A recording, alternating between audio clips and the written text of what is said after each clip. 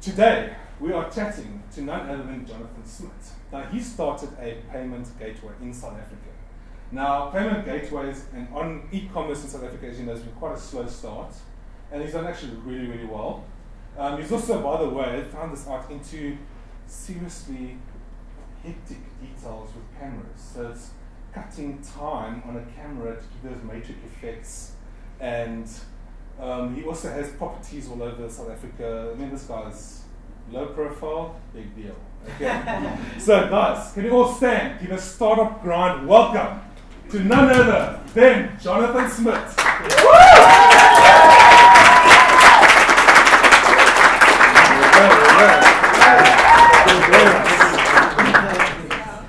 Awesome. Felt like a rock star. Thanks, guys.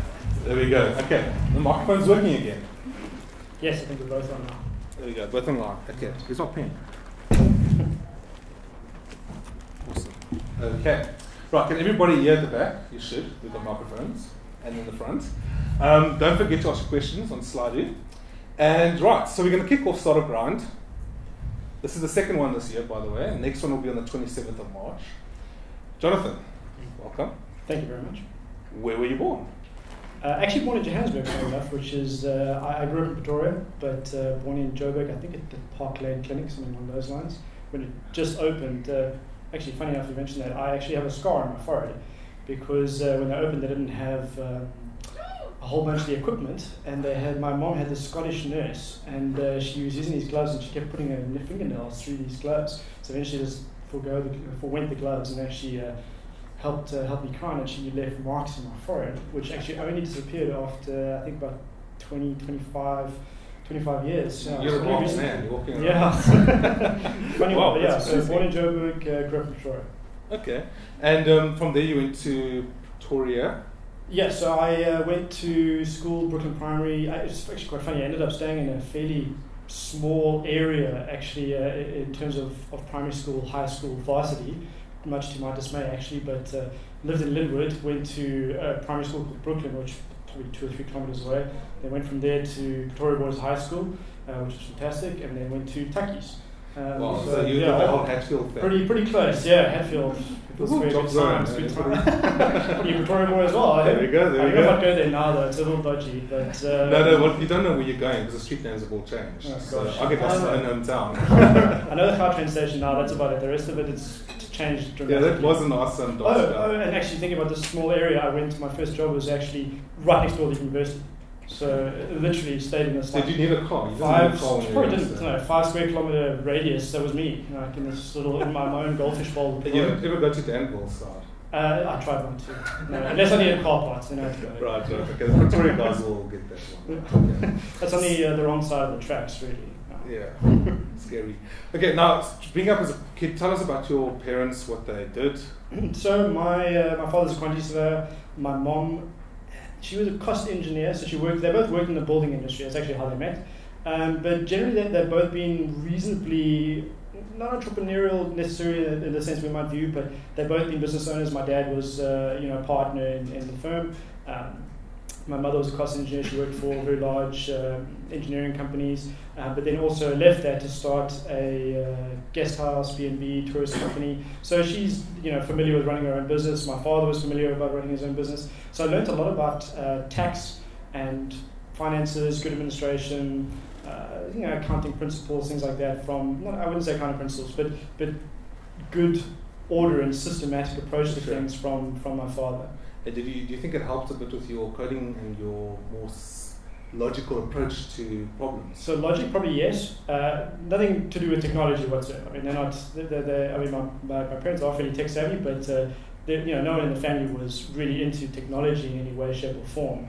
I, for whatever reason, was interested in electronics and technology from a very early age. I had this little brown suitcase that had little electric motors, and I was big into Meccano and Lego. Did you ever get those Archimedes? No, I never got to Archimedes. I was a Meccano Lego fan. So I've actually still got my Lego, which is great. It's carrying around there for one day when I had a kid. Meccano as well, got all that stuff. Those are classics. They're really expensive now, so I think I'm going to reap the rewards of that in a good few years. Okay, I just want to find out how many of you guys sitting in the audience are actually developers and programmers and into that side of things. I need to know how in-depth we can go on this technical side.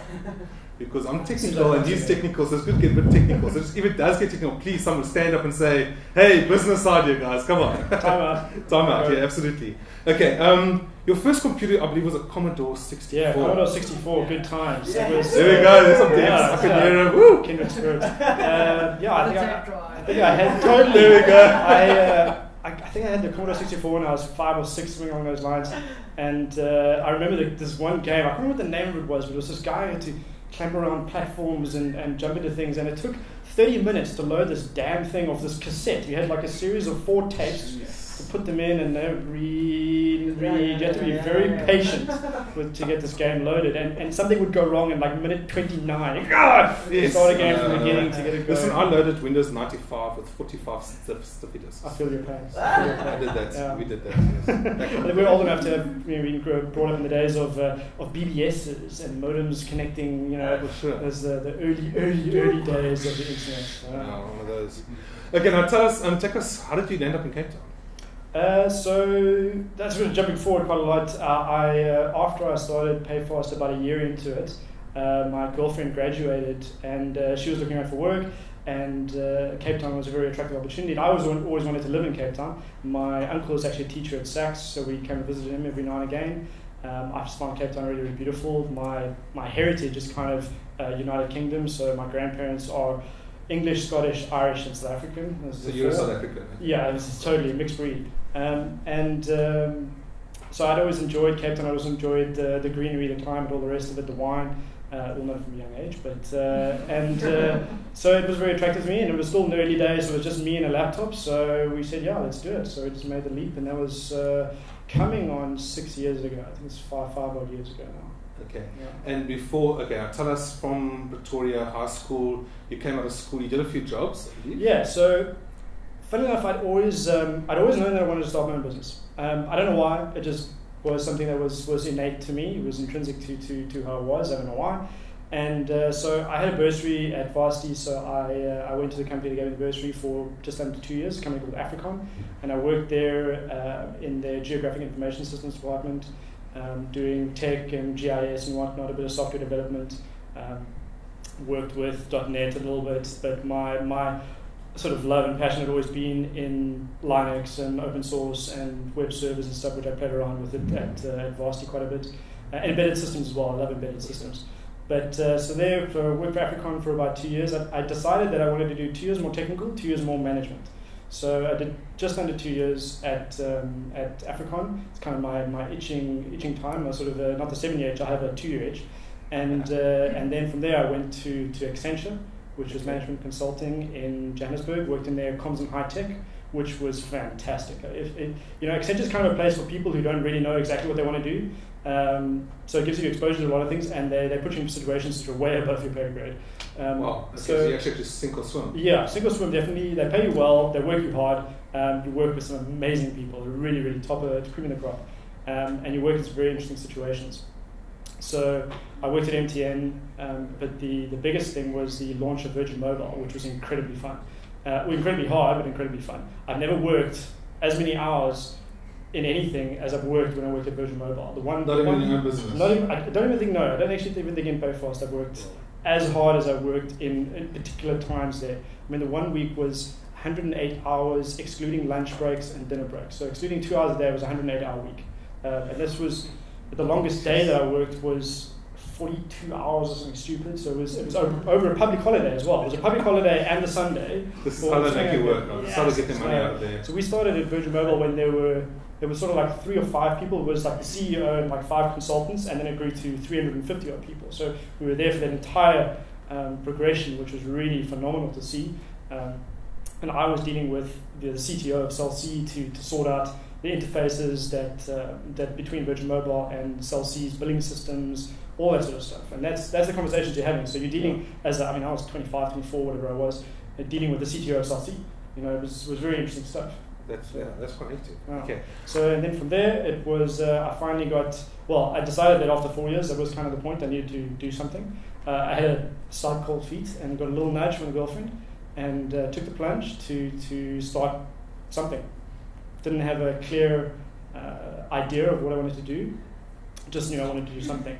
I had been playing. I'd always been doing stuff in the evenings. I actually, one of the things I started while I was still working at Accenture was a website which ended up being the company in the classifieds, which I was actually testing arbitrage, which it was just when Google AdSense started, and I wanted to see if I could make more money from a user leaving my website than I could pay to get them there in the first place. And by doing that, make a very small cut in the middle and just rinse and repeat and scale it. And it actually worked, surprisingly, on a relatively small scale. Was it able to scale though?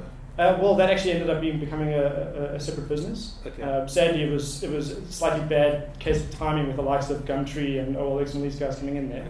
Okay. So that unfortunately didn't work out. But had the contacts to get the finance. Had a friend who had the skills who came on board to do that. And so it was interesting. So it was just one of your friends that you got hold of and said, "Hey, this is a good idea. Let's do this." Yeah, let's give it a shot. Okay. Yeah. Okay. And that's how you built the business together. And that's it. Yeah. And then so from there, that was really his baby. And then I started the hard slog of getting PayFast up and running. So between when I left Accenture, I resigned, and at this time it was something I was really interested in was property investing. So you mentioned that just now. While at Accenture, I don't know what people do with their money when they start working. Because, as a young, like seriously, I mean, I was saying with the folks for a little while, you make a reasonable amount of money, and you don't really have a lot to spend it on. So I ended up having this cash, and I'm like very interested in property, so I started investing in property. So I bought a number of flats in and around Johannesburg, which I still own, and rented out, which I'm doing fine. But do you have like a management company? Yeah, no, okay. You're still going to be involved. You can't be totally out of it. I mean, I'm a chairman on 2 of the body corporates. And for the rest, I have all managing agents who manage everything, or letting agents. But you've got to watch them. I've monthly. And how did you build up tell us the story of tell us a little trick, come on. How you managed to get more debts than what you're able to pay back? Yeah, so this leads on to the scary point about starting your own business with a massive amount of debt already on your name. So you can't really do this anymore. I don't know if I should actually say this, but so the trick there was nobody's recording anything, right? So when you apply for finance, the bank looks to see what other debt you have in your name. They hit Experian or TransUnion and say, right, what are the bonds do you have? What other debt do you have? Which credit card debt? All that sort of stuff. But the trick with this is that the property cycle takes a few months before it registers. So if you don't have anything on your name and you start fresh as a young person, you could technically apply to all the banks at the same time for different properties. And then they check and there's nothing that happens. There you go. So I geared myself heavily, which was just scary. It was pretty scary. It wasn't scary then. It was scary when I resigned to start my own company with very little money and about 2 million rands worth of debt. So how did you manage the payment back? Like, did you say, okay, this month that bank's going to get their money? No. Luckily, it's never been a problem. Thankfully, you're just going to make sure you have guys in there, so you keep the rent coming in. For sure. Okay. So when guys abscond without paying 20 grand worth of rent, you have a problem. But as long as you try and manage that risk, you're okay. So that was probably a stupid thing to do, but it'll pay probably a long life cycle. It'll pay off at some point. It's fine now. I mean, everything's kind of equilibrium, but and I have these assets which are appreciating. But it was a pretty scary thing to do at the time. So I left. I resigned from gainful employment, and I had this huge amount of debt. I had some money, really, not a lot of money at all. Moved in with the folks as one has to do. So made the trek back from Joburg to Pretoria, moved in with the parents. I bought my laptop from Accenture. I still have that laptop for sentimental reasons because that's the laptop I actually built the company on. So you looked at that laptop for how many hours a day? Yeah, it's too many. That's why I wear glasses. Yeah, seriously, it's that laptop is the reason why I wear glasses. Its resolution is far too high, brightness far too low, and I worked on it at like 1, 2, 3 in the morning, and it was terrible. So that's why I wear glasses. I think the dev guys know the story. Yeah, it's a horrible thing, and that's So then. That was really kind of when I started, and it wasn't PayFast initially. As I say, I left with no real clear plan. So you left the company, you had no idea what you're going to do, and you're just like, this is it, I'm going to do something. I'm going to do something to figure out what that was. And your renting guys were paying for you there. Yeah, look, that was another consideration. That caused me stress, but it wasn't what I needed to think about. What I had was I had some money, and I had some ideas, and I had some contacts. And so I started trying to work to get. You do sort of consulting work or dev work or setting up websites or whatever to get a little bit of money. So I started doing a little bit of that. And then one of the guys who I'd met was a man by the name of Andy Higgins, who was the founder of Buy. He was actually the cousin of a friend of mine. So we started chatting. Yeah, very good contact to have. And definitely kindred spirits as well. So I met up with him and we started chatting about a whole bunch of stuff.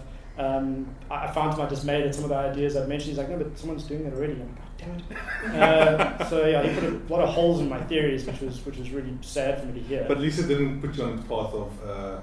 at least I didn't go down the path 6 months in and say, oh no, someone's already beat you to it and they've done this and oh geez.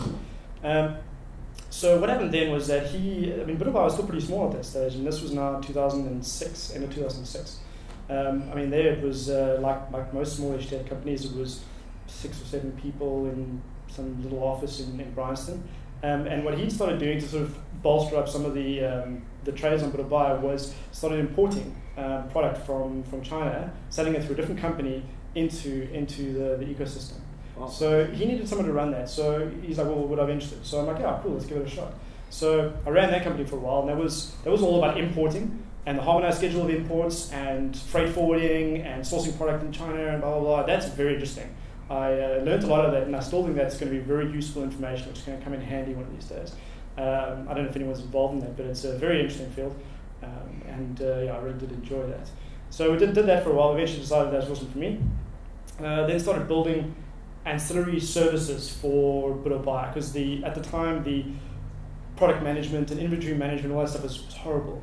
It's still pretty horrible, I think, but it's they're working on it, but it's still pretty horrible. And I worked on something for that. But eventually Andy was like, I don't know if this is such a best use of my time. He obviously saw a little bit of potential in me and what we could maybe do together. So we started bashing on ideas about things that we could do, and all of them, the common denominator was payment. And we looked at the market and saw what there was, and there wasn't very much there. There was. There can't be a market without somebody paying and buying.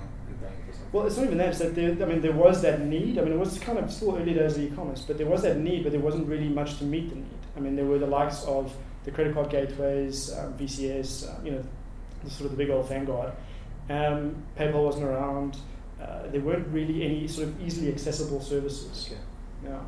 Yeah. So we pretty much started with a screw it, let's do it approach, and started hitting payment. And then, so you started off here, you got the payment going. Did you do the dev work yourself, or what was how did Yeah, so I'm a techie. I studied computer engineering at university, which is actually an engineering degree, lots of maths, lots of physics. So learned a lot of tech there. But the web stuff was always something self-taught. I think the best developers are self-taught, or best web developers are self-taught.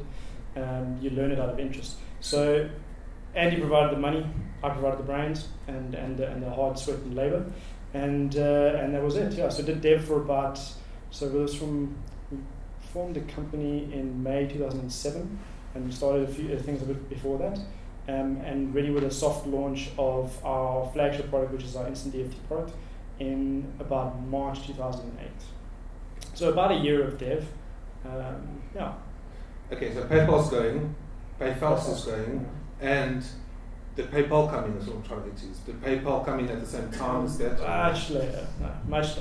The PayPal only kind of entered the market, and that's also South African market or the international? No, South African market. Because keep in mind, so our need or our goal was to service South African companies and trade in rands.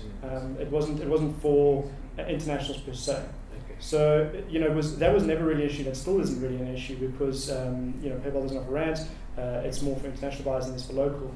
And we'd always actually thought about cooperating in some way, but we haven't really gone down that road yet. So it wasn't really a consideration until about 2 years ago, and people actually started asking, what's PayPal going to do for you? It's, if anything, it improved after this because it raised the profile of e-commerce. And a lot of guys started wanting to start doing stuff online. They found that they couldn't really do what they needed to do with PayPal, and they came to us. That's one of the things, but it just generally raised e-commerce in the landscape.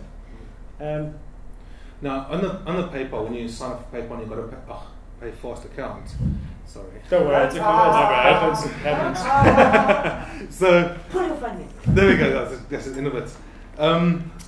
With PayFast, you guys have to sign in. But it's exactly the same as with PayPal. You've got to sign in. But I hear a lot of people saying that they wish there wasn't a sign in. And I think you're also going to be bringing out, or you're hoping to bring out a product where you don't have to sign in. So something when I built the company, built the service to start with, it was built on the idea of a person-to-person payment system. But what we learned along the way through some hard lessons was that's not really allowed in South Africa unless you're a bank. We learned that from the Reserve Bank. Thank you to them. So yeah, there's some scary stories about that as an entrepreneur. I tell you what, payments. Don't get into payments. I just sort of recommend that to anyone. It's a heavily regulated and very tense industry to get into. So I got these. I remember receiving this letter from the Reserve Bank, and this was now a good old-fashioned letter, white letter, embossed writing in this letter. I think that letter cost more than my first paycheck. It was crazy. And this thing is saying, hi there to the owner, the director of PayFast. We believe that you may be contravening this law, this law, this law, this law, and this law, and this law. Please come see us urgently. Kind regards. The National Payment System Department. So I'm like, oh dear. Andy, put on a suit. Let's go. So there, we had to go to the Reserve Bank. Did he ever have problems like that with his eBay? Not in that sense, because it's more of it's a retail operation. The retail operation is relatively simple. It has its challenges with regards to it's general business challenges, which is marketing, finance, cash flow, all those sort of things. But you don't really have a regulatory issue. Whereas there are a lot of laws and a lot of regulation around payments. You've got to be careful. And South African laws are different to international laws? Yeah, look, every country has different laws. One of the biggest problems for us is that in South Africa we don't have the concept of an e-money license. So you either have no banking license or a banking license. Now, a banking license costs, you need to have 250 million rand in unsecured assets. So we didn't have that kind of money, sadly. I wish to say we did, but we don't. So the next down would be a community banking license, which you need 50 million. Bargain. But that sadly we didn't have either. So you don't have this concept of e-money. So it's very tricky. Whereas if you go to the UK, the Financial Services Board there has no banking license, an e-money license, and a banking license. Now it'd be great if we had the e-money license. We don't.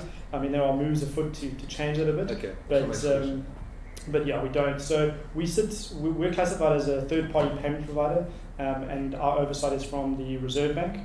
We're a member of PASA, and we chat to the Reserve Bank every now and again.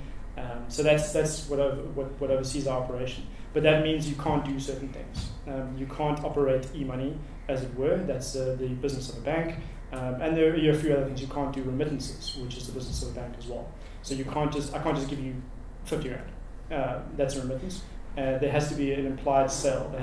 You have to give me your pad, your pen or something. Yeah. There has to be a sale that takes place in order for us to transact. They don't accept hugs. Yeah, sadly not. No, high five, virtual high five, emoticon. Here's a smile. No, it's got to be something that takes place. So why were we on this again? I can't remember now. There was a lot about the regulation and compliance. There was hard things there. So every country's laws are different in this regard, and this is something we didn't know. We learned this along the way. Well, this is how most businesses do. Yeah, that's it. It's hard knocks. But we put in these suits. We went to the Reserve Bank, and they were about a nice bunch of guys. They just really wanted to know what we were doing, why we were doing it, and if we complied with the regulations, and that was all fine. Then I got another letter from the banking oversight department, and that was from Advocate Blackbeard. And that was also another scary letter. Scary. Another scary letter to get. What are you doing, you I hope he isn't watching this. Anyway, so I mean, pretty much at the time you had Tito Mboweni and you had 3 guys underneath him, and it was Advocate Blackbeard was one of them. So it's again another thing. We think you're contravening this law, this no, different set of laws. This law, this law, this law, this law. And I said, please chat to your friends in the National Payment System Department. It should be okay. And they did that, and we were fine. Okay. So yeah, there's a lot of these weird things that happen when you deal with payments. There's also a lot of complexity with Visa and MasterCard due to the nature of operation, which was not sitting into any of the particular boxes. So that was another big challenge, because we started with a flagship product with Instant EFT, and then we needed to bring credit cards on, because we want to aggregate across a variety of different payment mechanisms, make it easy for guys to start trading online. But to get them to agree to let us process credit cards was a year or more battle to get that right. And in that time, I ran out of money. So I still had to start applying the money I didn't have into the company. Andy as well. Back into the debt we go. Yeah, well, I've never been out of debt. So the first time from starting PayFast, I can't remember the exact date now, but from starting the company in May 2007. The first time I was out of debt was last year, February, I think. Wow. Yeah. Okay, when you say out of debt, good enough. Thank you, appreciate it. I still have all the housing debt, but that's good debt. It's the credit card debt and all that stuff that you don't want. Yeah, so yeah, I paid thousands and tens of thousands or whatever to banks for that sort of debt. But that's the first time was 5-6 years into the company. Okay, now you're on the front end of e-commerce. Tell us about, where do you see South Africa going with e-commerce, and where are we on a worldwide? So e-commerce in South Africa is tiny. Anyone who's starting an e-commerce business, please understand the numbers before you think that you're going to be the next Mark Zuckerberg and make billions. E-commerce in South Africa, I mean, the stats will get updated, but the latest figures is that 0.4% of retail occurs online. 0.4% in South Africa. Okay, it's not a developed market, but in South Africa, 0.4%. So your physical retail market is about 670 billion rand a year, and your online retail market is in the region of 3 to 4 billion rand a year. That's excluding travel. That's one caveat. Travel is by far a massive winner in that regard. They do over 10 billion rand a year, but it's really, really small. All right, now that's obviously going to grow. E-commerce sees the biggest portion of the growth. You're sitting between 15 and 30% growth year on year for e-commerce, whereas physical retail grows at about 6 or 7%, sort of in line with GDP or whatever. So definitely fast growing, but historically industries have seen, or markets have seen, tipping point when you hit 1%. So we're still quite a way off that, but definitely fast approaching there. So once you hit 1%, it starts growing more exponentially. Yeah, that's it. That's the tipping point when e-commerce spend is 1% of physical retail spend. I'm involved in the physical retail operation as well, and something I will say, anyone who's thinking about selling something, if you think, okay, online's going to be easy or the rest of it, but very seriously consider opening a physical store. Like, it's much easier. I'm an evangelist for e-commerce, but comparing the two, I mean, physical store I was involved in was profitable in 2 or 3 months. Online retail store, 2 years. You can't grow as much. Okay, there's a cap. You're sitting. It's capped by the market where you are, whereas your online can scale exponentially. So that's the difference between the two. But sort of quick wins, physical retail is you pay your rent. A physical store with an online store, and then eventually move over to the online and become. They're tricky to do together. That I will say, they're very tricky to do together because they are different businesses. You market them differently, you manage them differently. There are different. You're essentially starting 2 businesses. It's pretty much. You're starting 2 businesses that have 2 different sets of rules about them. But just in terms of making money, like fairly quickly, physical store is way easier. Your rent buys your feet, whereas for online, you have to pay for every person who comes to that store. You're paying in social media marketing, you're paying in Google AdWords, you're paying in Bing, whatever, you're paying to get them to your site. Whether it's that you're paying 50 grand to some whiz-bang SEO expert to get them to make your site look better so that they come there and find it naturally, that's one thing, but you're paying for every single customer that you're getting there, whereas your rent in a physical store buys those feet without you doing very much about it. Okay, now the actual running of PayFast itself, are you more still on the dev side, or have you moved over to actually doing the? So we're a lean and mean team. We're not. This is not a 100-person company or anything here. So I'm still pretty much involved in a lot of aspects. Still, keep an eye on all dev. I'm still the person who knows the system the best. That's changing, thankfully, but I'm still the one who knows all the bits and pieces. Like, oh no, that's why I did this over here. It is commented well for devs. It is commented well, but that's what they all say. Yeah. It's very well commented. I dare anyone to say any otherwise. But I still know a lot about that. But you've got to be involved in. So there's obviously always managing people. There's performance reviews, there's accounting, there's all the business administration stuff, and there's a lot of strategic things as well. And especially now, because the market is, I wouldn't say it's exploding, but there's a lot happening. There's Empires, which is coming with a fury. There's all these devices like Square-like devices, but they're EMV compliant. Are you thinking of going into those realms? Definitely. I mean, it's something we've been looking at for a long time. We're evaluating our options in that regard. There are a lot of people who are involved in the hardware, whereas we're very much involved in the software side of things. So there could be a marriage of minds. With a number of different Empires, for those that don't know, it's basically mobile payment systems. Like, for example, I come on my cell phone, swap my cell phone on your cell phone, and you get the money, basically. Sort of. That would be. This is very, very rough. So it's when you have those devices. So I think like the ones you plug into the bottom of your phone and you stick in the credit card, and there's an app on the phone, and you're able to charge the card. That's Empires. It's basically like having one of those big terminals, but just a much smaller, more lightweight, and more cost-effective one. Because those terminals that you guys are used to plugging into every day to spend your hard-earned money cost about 7,000 to 10,000 rand a pop. So really? Yeah, they're pretty expensive. Is that to actually put it in your store? No, that's what that device costs. That little device, it costs. Surely, come on, guys, somebody develop a cheaper one. Seriously. Well, that's what the Empires devices are. So, like, if you take the Nedbank Pocket Close, you can buy it now for 2,500. Okay, right? sure. And that's even not that cost effective. There are ones that are going to come in at price points way below that. Yeah. So you're starting to look at 1,500 rand as opposed to 10,000 rand. Now, this is not actually. So you never really pay as a merchant. You don't pay 10,000 rand for the device. You rent it from the bank. But that's what they actually cost, and it's not very mobile. I mean, you do get the portable ones, but they're not especially mobile. Yeah. So with the kind of market we have in the emerging economies, it's very mobile. There's a lot of informal trade that's going on, and these guys are all doing cash. Cash still makes up the lion's share of any economy, and with Empires, the guys are hoping to get more of that market transacting on cards, make it easier, make it safer. You guys don't have to carry cash the whole time. So there's going to be this year, I think particularly, is going to be a big year for Empires hitting the market. There's a lot of solutions which are all being trialed at the moment, and they'll soon be in the market. There's really only one actually in the market, but there's a lot of competition for PayFast itself. How's that going in South Africa? Yeah, we're kind of odd because we sit in the middle of some of the guys out there. So there's sort of the old vanguard of the credit card gateways where you have to go to a bank to get a merchant account and you sign up with a gateway and your integration is very complex. You've got to have some dev skills to actually be able to do it. Then we sit a little bit higher up from that where you don't require a merchant account when you sign up with PayFast. We're what the banks and the credit card networks term an aggregator. So we bring everything through our own infrastructure, which gives us better costing to some degree.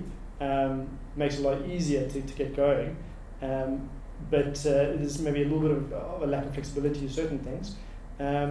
So we sit at a level slightly higher up. So there's quite a few guys who act in this area. We're a little bit higher up. There's not as many competitors here. I mean, there are, but there aren't. So probably our biggest competitors now, and one of them which never used to be a competitor, was PayU. So you've got PayU, Netcash, MonsterPay, which is a ridiculous name, and don't know who. Yeah, those are kind of them. Yeah. Okay, I like it, MonsterPay. Okay, let's see. We've got some questions going on the board here. -2 votes. Why is it -2 votes? Who is PayFast? Because that's gone. Okay, there we go. Cryptocurrency, Bitcoin and company. Your opinion?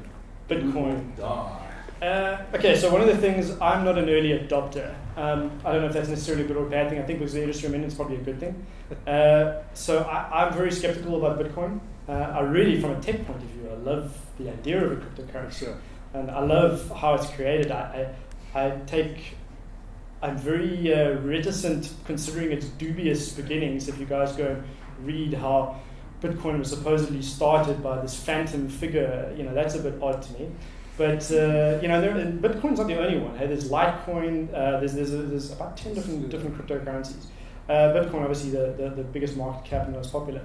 But I don't know, jury's still out for me. I mean, we've looked at Bitcoin. We are looking at it. We were actually approached years ago about guys who wanted us to be a Bitcoin exchange. But I'm still very skeptical about it.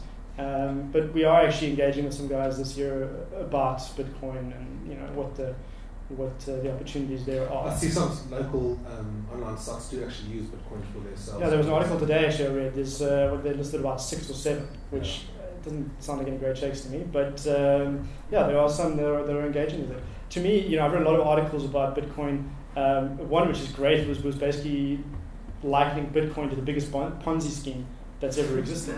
So, and this is the thing, it's like, so anyone who's got Bitcoin, seriously, what do you use it for? Does anyone actually pay? Do they buy anything with Bitcoin?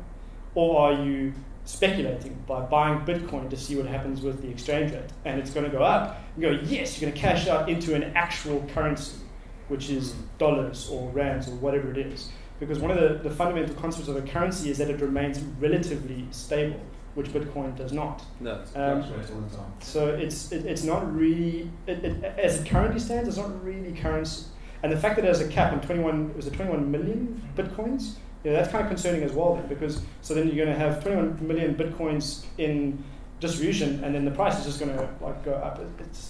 There's some weirdness about it. So I'm not a big proponent of Bitcoin, but I'm not foolish enough to think that this could be something which is the next big thing. We're looking at it.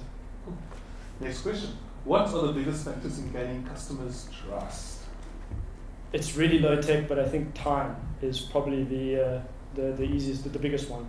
You need to be around for a few years before people trust you. I think the magic number for me that I found was 5 years. You need to be around for 5 years before people really trust you with their money. And that's as simple as it is. I mean, if you as a business can be around for 5 years or longer, you've proven that you're not going to go anywhere. It even happens with banks. Look what happened in Sambo 2020. They can go under very quickly. So even who you choose as your bank. I mean, if a new bank springs up and they have a banking license and they have all the money, blah blah blah, they can go bang in 2 years and you're left holding nothing. So it's a very scary thing. It can happen to any company. So I think time. If you've been around for a long enough time, you know that, or as a consumer, you know that while brands been there, recognize they've been around for a while, they must be doing something right. I'm happy enough to trust them. For sure. Okay. Why is M-Pesa not taken off in South Africa? I don't think M-Pesa has taken off anywhere besides Kenya. And the reason for internet there?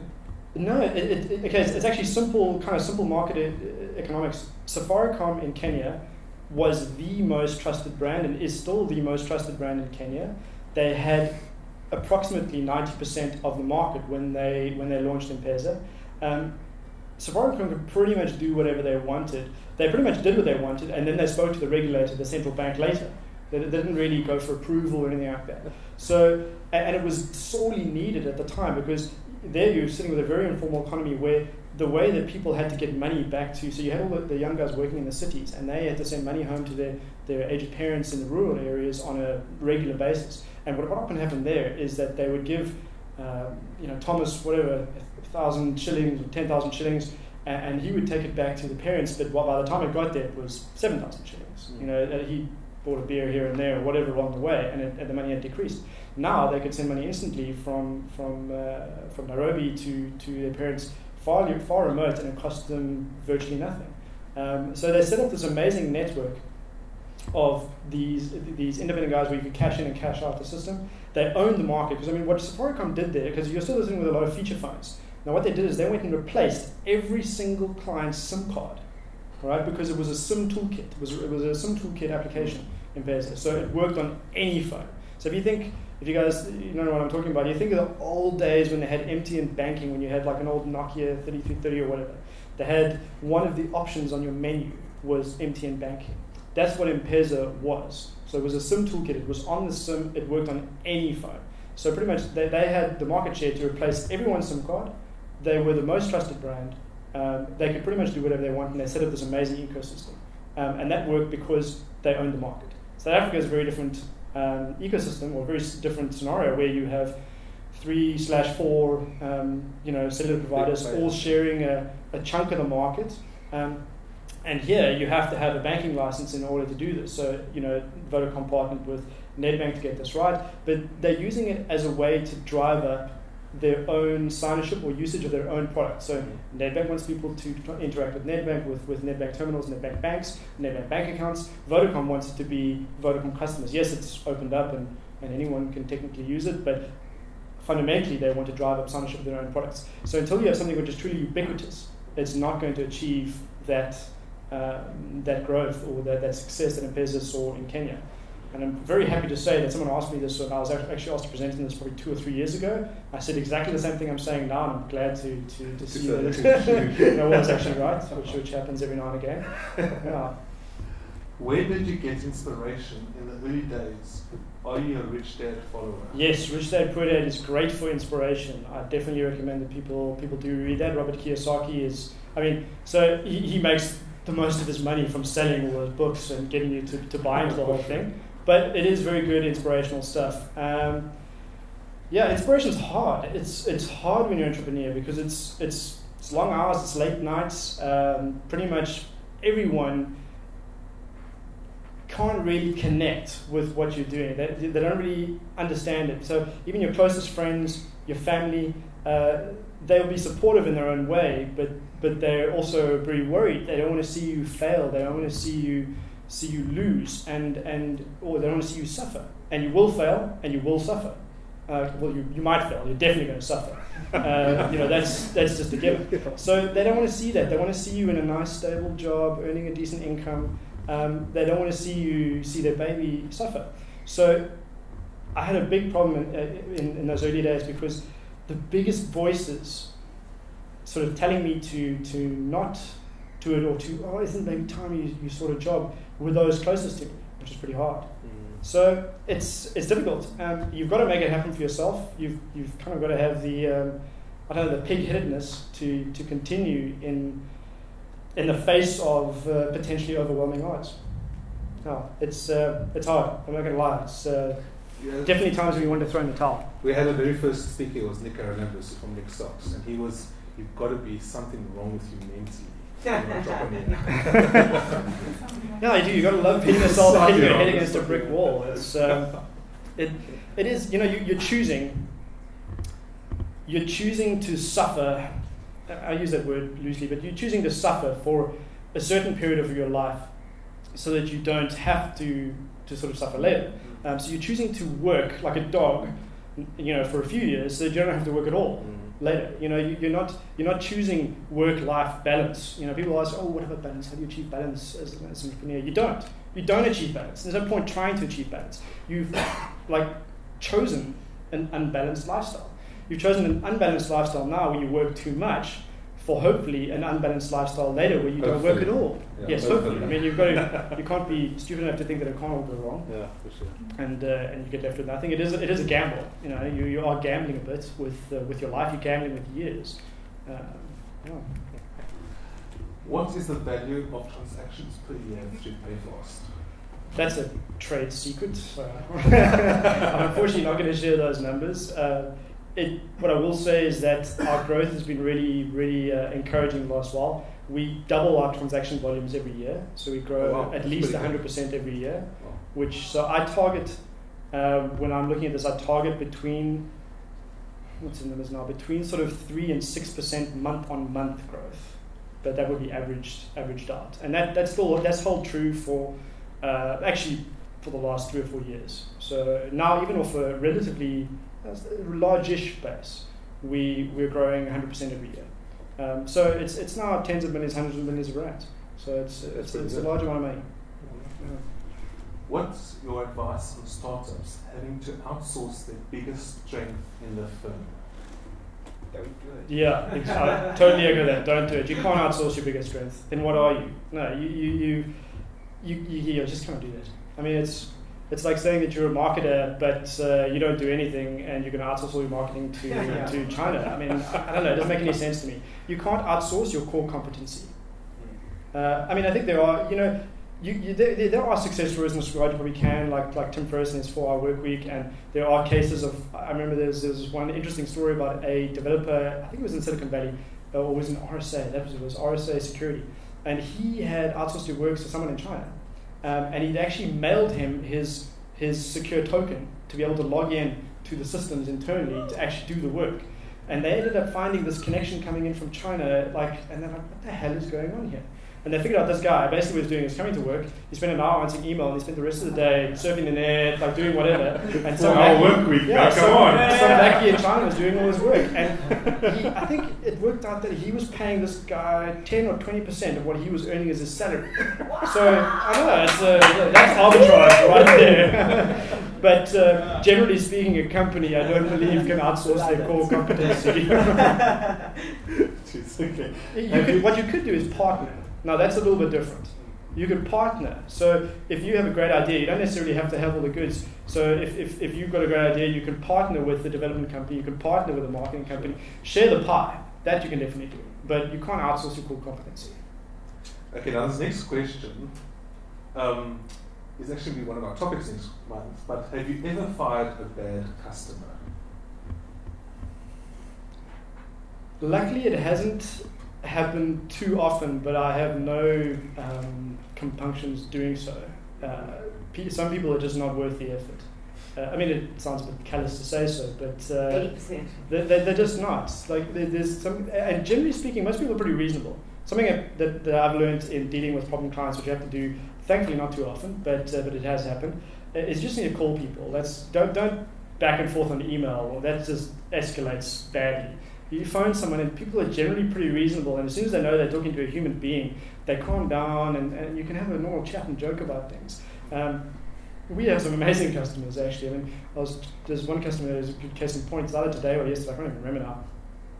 We were putting him onto our new payment engine, and he had some queries, blah blah blah. And I'm like, yeah, cool. I was telling him about how it uses Ajax and all the rest of it. And he's like, Ajax sounds like a great guy. Put him on.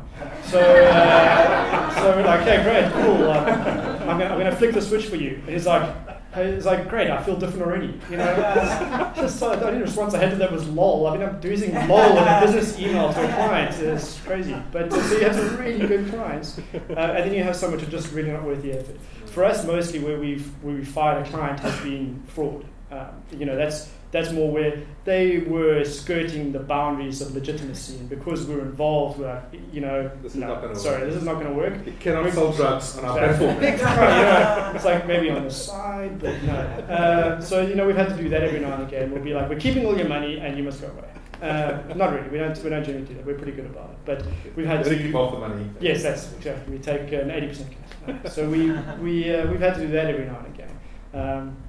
You know, we had some guys. I mean, we had weird things like guys selling, what the hell are these things? Are these license plate turners? You know, so I wanted to design one of those, man. Awesome. So, you know, generally a ruling comes to me, I'm like, yeah, sorry. We can't have that. No, sorry, go away. That's a seriously my idea. I've actually got to come on this. Really. See, that's one of those ones where it's skirting the law. We're like, nah, we can't be involved in that. Not going to happen. Yeah. Can it fool Sunrail? It probably could. Well, yes, it probably could actually. Probably could fool Yeah. What is your leadership style? She's, I don't know, informal. Is that her style? This is the first time I've worn jeans in, I don't know, a few months now. We're very much a shorts, t-shirts operation. You know, people are, you know, Haga people, and they pretty much do what they need to do. I really enjoy my team. They're great. When we're a very quiet bunch, but when we do have fun, it's really, really awesome. So I don't find that I need to be too firm or stern about certain things. I mean, you've got to be clear. That's one thing you have to be, is clear. And that's what I've learned and I've tried to be. I mean, the hardest part I found of being an entrepreneur is managing people. That's something you have to learn. Luckily, I had a little bit of experience from Accenture with that, but I've learned that along the way. And you just have to be clear with things, and you have to deal with them as they happen. Like if there's you know, someone's doing something you don't like, you can't really let it slide. You have to deal with it, and you say, look, you know, you're doing this really well, and this really well, and this really well, but I'm kind of concerned what you're doing over here. Please stop doing this. You know, you can't be too wishy-washy. You've got to be pretty clear. So I would say my style is informal, but firm and fairly clear. I don't know if well, actually, I can't really say they're true employees. You know, like the other guys here from PayFast are kind of more, more sort of equal footing. But everyone else, you know, I think that's pretty much. Make sure the message comes across properly. Yeah, that's it. Yeah. Okay. This fish, how it is moving towards the fish. Yeah, please don't die during. No, don't die on us. We have been wearing sushi later, by the way. Everybody. Okay. Don't think changing the mindset that. Don't you think changing the mindset that e-commerce is safe should be the primary object? Well, I don't know about the primary object, but yes, definitely. This misconception that e-commerce is not safe is one we definitely all have to work at changing. I mean, people as well, like everyone from historically has got this mindset that using your credit card online is, oh no, I'm not going to do that. I'm rather going to pay by EFT, which is completely the wrong thing to do. Because if you're at all concerned about the legitimacy of the end recipient, you should use your credit card. Because your credit card gives you recourse, EFT does not. So there's a lot of that mindset that we need to actively work at changing. I'm happier to transact online than I am sort of offline in a lot of instances, because online I know that there is SSL encryption. My stuff is encrypted from here to there. I can see what's happening. I know that these idiots aren't doing something weird with my details. Well, sometimes you don't know, but even if it is a problem, you have recourse. So definitely. I agree with you, but what about those that, for example, my uncle refuses to go on e-commerce or anything online, doesn't have internet banking because, and I agree with him, because if he had to get a phishing mail, I mean, he'd have no idea. He'd click the button, he'd go through, he'd fill in his details, and he would get caught as a sucker. Like anything, the weakest point in these things is the human. The human element is always the weakest point. I mean, that's why social engineering. So it's just like the mindset, but also a training of education and be safe online. Make sure that you don't click links in email. But the same is true offline to a large degree. The same is true offline. I mean, the thing is, people make it. I don't know. They sign. Their mind changes. They lose their mind when they deal with online and email. They don't think clearly. Like, I mean, if you're walking in the street and someone says, hey, can you give me 1,000 rand? You're not just going to give them 1,000 rand. You're not going to give them your credit card details. You're not going to say, oh, I just want to borrow your phone for a moment and then run off with it. There's certain things which you need to be cognizant of, aware of, and the same is true online. It's easy to look legitimate online, whereas it's not so easy to look legitimate in the physical world. But even so, I mean, all those emails, I mean, if you just read them, you can see that they're rubbish. Well, I think they're designed to catch this intelligence. Okay. So, are you planning to list PayFast? List, as in public? No. I don't. Come on, that's what everybody does. I don't think that would be the case. I mean, in our kind of market, I don't think that's a very legitimate strategy for online businesses yet. Okay. We're definitely in a much smaller ecosystem. That especially not in South Africa. I mean, if we had to go internationally, then maybe. But for South Africa, no. I mean, private equity is a good way to go. But yeah, it's not really ever been something I was thinking about. Could be at a stage, but I mean, we're talking again. This pool is so small. We're not really at that stage in our evolution yet. I mean, we look at the US and you see what's happening there. And even in UK and anywhere else, these things are happening. But they're much further along their e-commerce evolution than we are. We're not there. We're not there yet. Okay, so the last question. Okay. Before the fish dies. Okay, so. You're interested in photography, so funny enough, and interested in a whole bunch of stuff. So, what is your embedded systems and online and your marketing and your property? What is your dream job? And tell us a bit about your photography. So, the photography is actually not. It's not something I'm interested in per se. It's actually a friend of mine he's a videographer and a photographer who rents high-end photographic equipment. He works in the photographic industry, and I've been roped into doing some of the tech aspects of this. So to any of those techies out there, you think servers and all that sort of equipment is impressive, you should deal with high-end photographic equipment. It is insane. So just as an example, one of the cameras that we own is a thing called a C500. It's a Canon C500. So this thing records at what they call 4K. All right, so it's 4 times the quality of HD. And it records this digitally. So it's a 4,000 by 2,000 pixels that it records at. And recording 30, 60, 120 frames a second. So at 30 frames a second, it pushes out about 350 megabytes of data a second. And at 60K, it goes double, it goes 700 megabytes a second. So in order to record an hour of footage, you need a 2.5 terabyte SSD to just record that footage. So they have guys called data wranglers now who are responsible for getting the stuff off, and it's intense. I mean, I don't deal with anywhere near that kind of traffic when we deal with online stuff. It doesn't touch that. Like if you're dealing with YouTube or the rest of it, yes, but the technology that goes into these cameras is ridiculous. I mean, we have to spec stuff that can handle 1.2 terabytes of data a second. I mean, it's ridiculous stuff. Anyway, so it's really cool, but it's not something that I'm not interested in photography. I'm interested in the technology. Okay. So we deal with, we have a Red Scarlet and a C500 and a C300 which rent out for ridiculous amounts to the media industry. But the other thing which is really cool is time-slice photography, which is quite fun. That's when if you watch Matrix, when you do bullet time, and they take a snapshot of a point in time in 3 dimensions, and they achieve this with a rig of 40, 50 cameras, all centered around a central point to take a photo at the same time. So you have this, I only want to hear one click, and it takes a shot, and that gets composited into a single image which you can move around in. It's really, really cool. But to deal with the data coming off these cameras all the time, because they're shooting in RAW, and you've got to try and get the stuff off. So I got talking to him, and we actually ended up building a system where all these cameras are tethered together in USB, and you can control them, and you can set all their settings. You can suck all the data off them as you need it. That's pretty intense stuff. So that's quite fun. It mixes it up a little bit.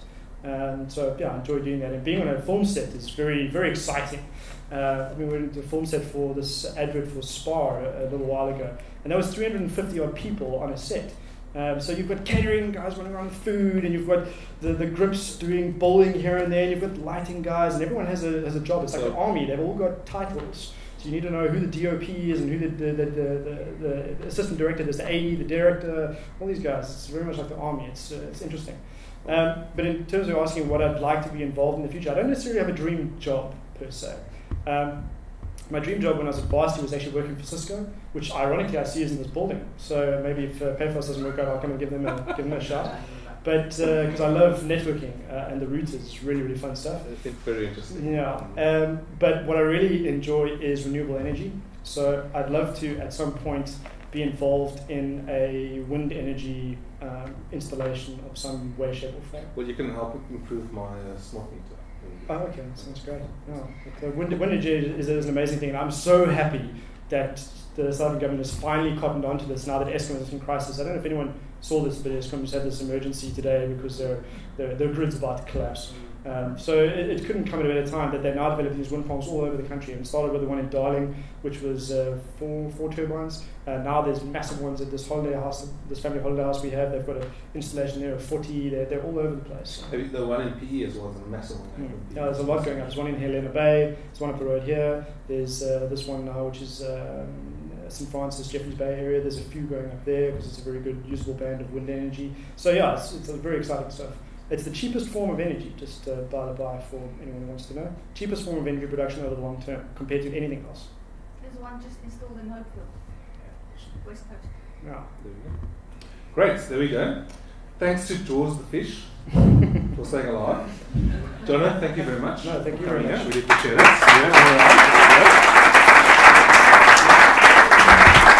Yeah, okay. So, where's our social media manager? Is he alive? There he is. There it is. Okay, before he gets involved, we've got two competitions, right? We've got the business cards in a fishbowl. Not this fishbowl. Not this one. Poor guy. And we've got the Twitter competition. Has So, everybody thrown in their business cards? has everybody put in their business card? Now's the time to do it. Thrown another one in after your double chances. Get those business cards out quick, people, if you haven't thrown them in. Okay, while the business cards are being thrown in, social media manager, where's the camera view? Get this. Okay. Right. Actually, Paul, can you come forward? Can you come to the front? Sorry, man. So they can. Anybody else? Here we go. You come to Okay.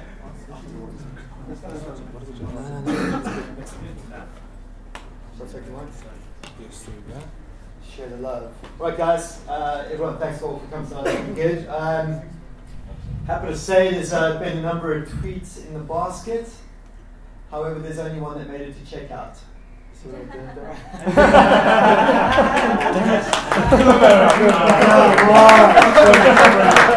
You're kidding myself thinking about what to say. Anyway. All right, so the two that stood out, but one that topped it, the I suppose the follow-on was Adele. To be an awesome entrepreneur, you must be insane. So that was a quote from the first event, I think it was. Yep. However, she did say Startup Around Cape Town is the most awesome mental asylum I've ever been to. I bet you've been to some crazy There you stuff. go. So Adele. Yeah, absolutely. Okay. But our winner tonight is Eric10810 on Twitter. Where are you? This man over here. Yeah. Okay, so Eric's tweet was the following. It seems Jono is a true South African grinder that has kept it real and is still down to earth. Someone to truly admire. So I think what Eric is basically saying is that half the job to being an entrepreneur is keeping grounded. The rest will happen. There you Cool. go. Well Okay, done. thank you. Eric, you are the lucky winner of an upward shuffle. Thank you very much. There you go. Lucky guy. Right, now we've got a guy from PayFast, and he's been at a lot of events, and he's one of the reasons why we've got sponsorship, so give this guy a round. He's still paying. Anyway, Rainer, I'll hold the ball, you get to draw Alright. the winner of a business card. There you go. Got Kerry Bow from Lamika. Woo! We also get a more But we also have so well done. I hope you're using PayFast, otherwise I'm taking that back. Thanks. Okay. Cool. So we just have to say thank you to our sponsors. We've got Code Like Clockwork. Brilliant programmers, we need them. We've got Atlantic and Visa for this really awesome venue. We've got PayFast for sponsoring the last, well, practically every single sort of grant so far. And WooThemes, or WooCommerce, same company, do amazing stuff. So guys, you can support them. If you need a lift home, get hold of Uber. Okay, you get your little discount. I'll give you the proper link. Just come to me. Or check your emails. And then that is that. We managed to get in quite a nice team going here. It's all about making friends, about connecting, and about growing Silicon Cape. Thank you very much. And Jonathan, once again, thank you very much. Thank you very much. There you go.